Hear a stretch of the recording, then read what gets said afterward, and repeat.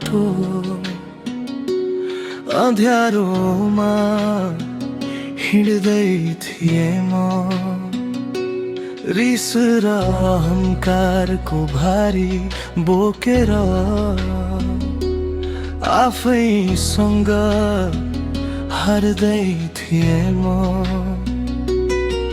त्यही भिडमा तिमी आयो मन भएर साथ दिँदै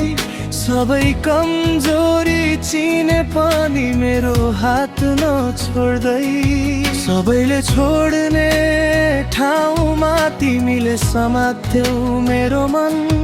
सायद त्यसैले आज पनि म बाँचेको छु अझै यहाँसम्म तिमी नै मेरो जीवन तिमी नै मेरो घर म बिग्रदा पनि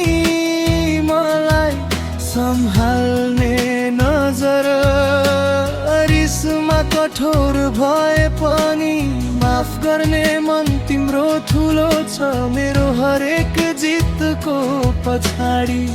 तिमी नै कारण छौ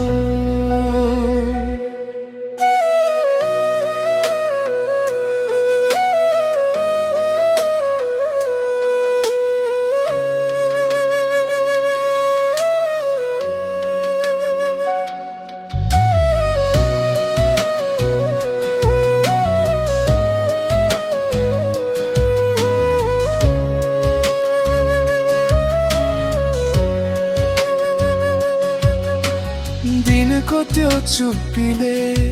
संसार नै भारी लाग्छ तिमी नबोलेको क्षणमा